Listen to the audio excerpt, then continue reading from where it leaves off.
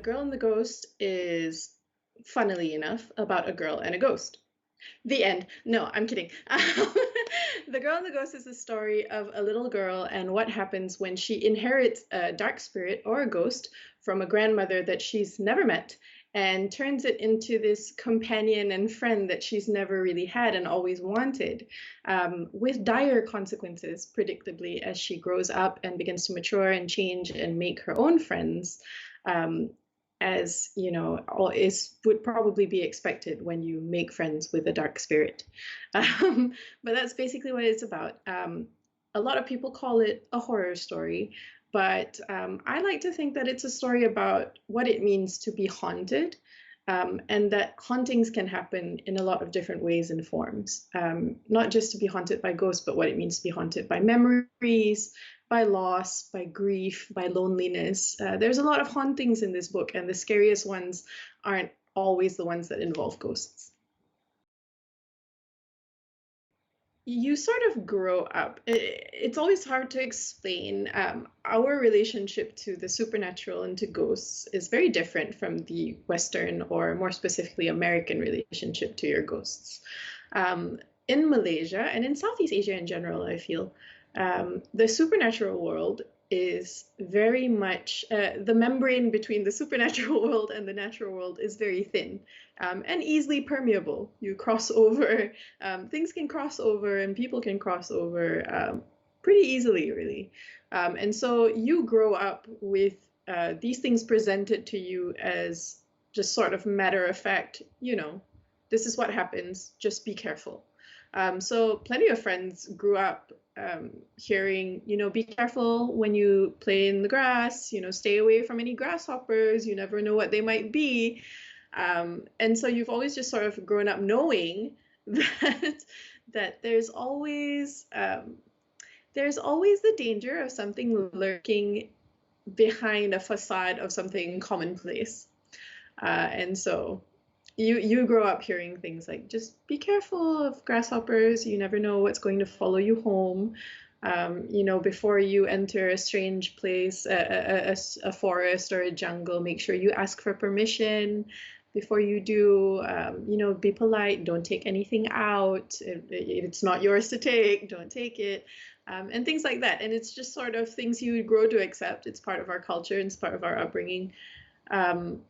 So yeah, I can't really pinpoint a time when I was told a story about a pelesit. I just grew up knowing that there were things you don't mess with, which I think is pretty valuable advice.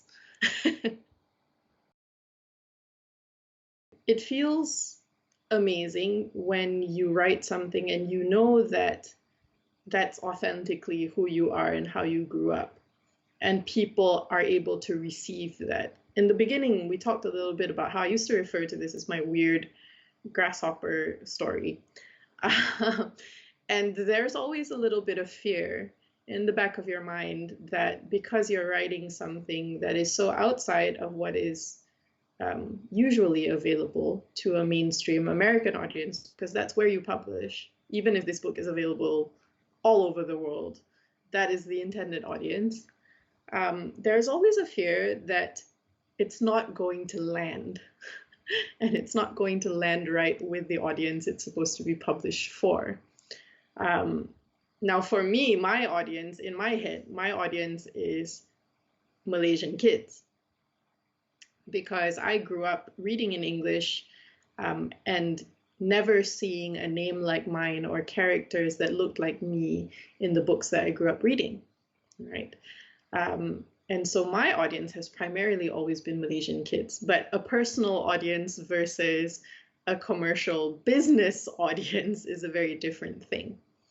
So there's always a little bit of fear that it's not going to land correctly with that audience that will allow me to continue publishing books, to continue writing books that will be published.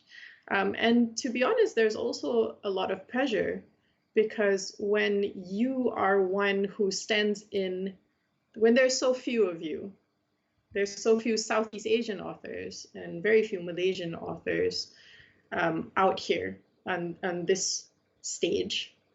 when there's so few of you, you're expected to stand in for most of you. And there's no way one person can represent every person from your country. There's no way I can, as one Malaysian, represent every Malaysian out there. My experiences, my privileges, all those things come into play here. I can't represent everybody. But because there's not that many of us, we do end up taking a little bit of that, I don't want to call it a burden, but it's a weight of representation. And so it feels great, but I don't want to sugarcoat it by just saying it's only great.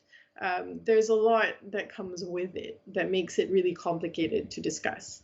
So there's a lot of exhilaration in putting stories out there where people are like, oh, this is the first time I've heard of Malaysia. I've never been exposed to this culture before, and that's neat. And it's cool to see young Malaysians pick up my books and be like, oh my God, I've never seen ourselves represented in stories like this. This just felt familiar. This just felt like coming home. There was a certain nostalgia here, but there's also fear, and there's also pressure. And those are things that I've had to learn to deal with since I started writing books for an American audience. I'm just grateful that a story that is so much outside what is usually available to your audience was given this kind of recognition.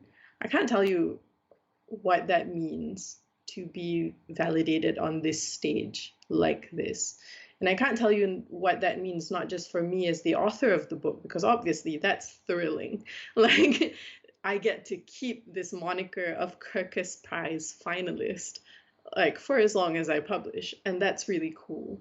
But it also means a lot for the readers who look like me and who come from where I come from, to know that our stories are just as valid and just as important and just as good, just as able to be nominated for these kinds of things.